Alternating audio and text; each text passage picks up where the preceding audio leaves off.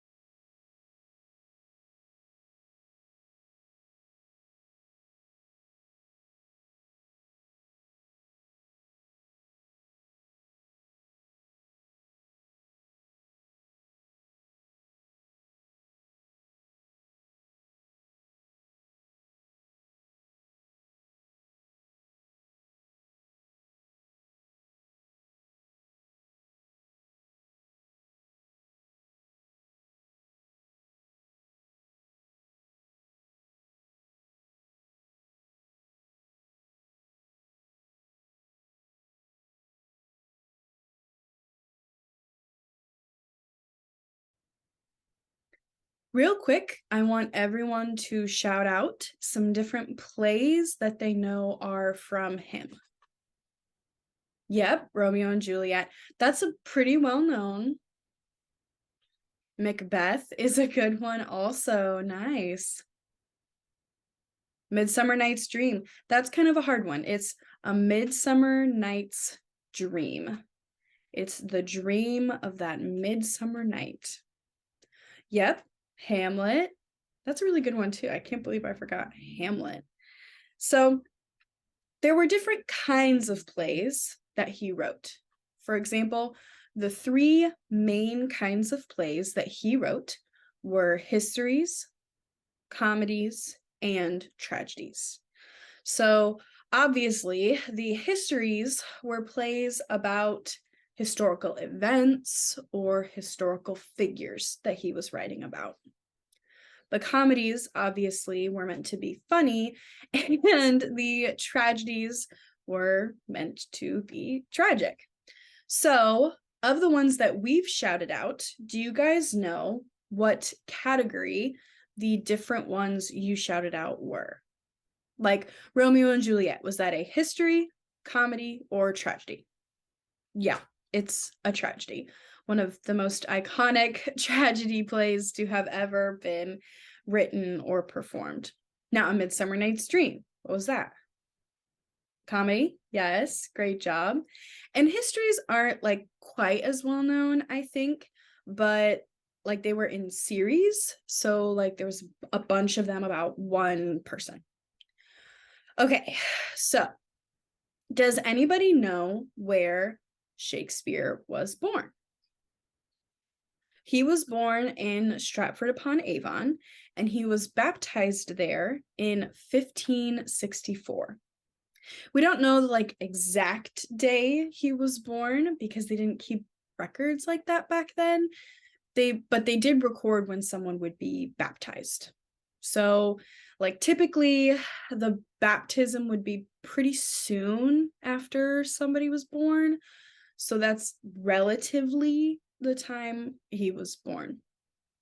He married a woman named Anne Hathaway, not Anne Hathaway from The Princess Diaries, a different Anne Hathaway. And they had a couple kids before he ended up moving to London to work as a playwright. Does anyone know the theater the majority of Shakespeare's plays were performed in? It's a very iconic theater. Everyone in this room should know it.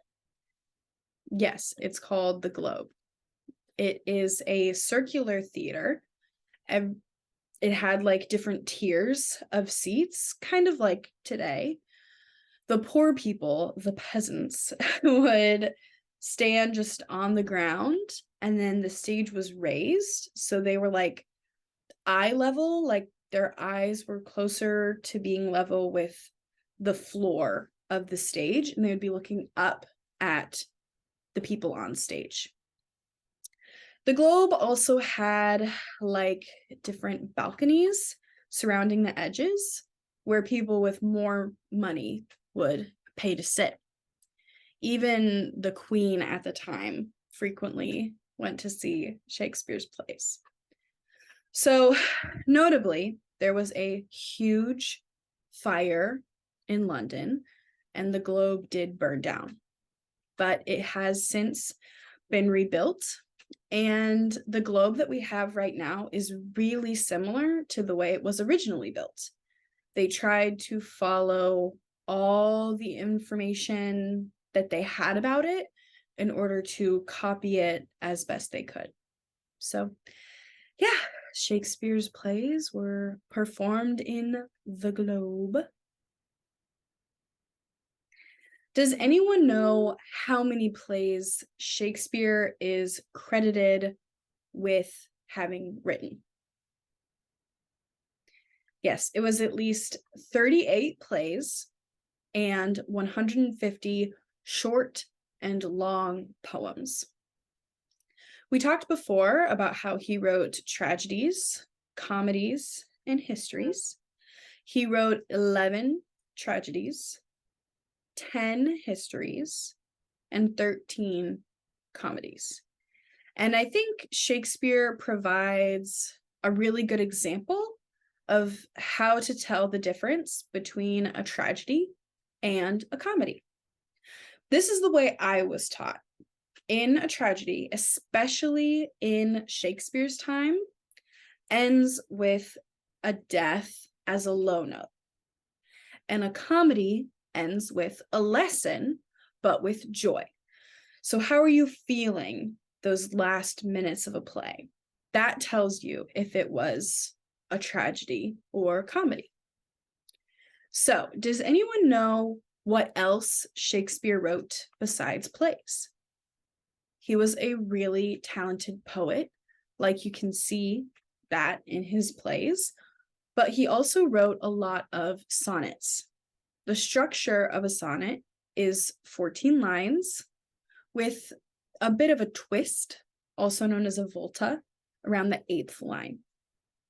In Shakespeare's sonnets specifically, he also utilized iambic pentameter, which we will dive into more later, and the following rhyme scheme: A, B, A, B, C, D, C, D, E, F, E, F, G, G.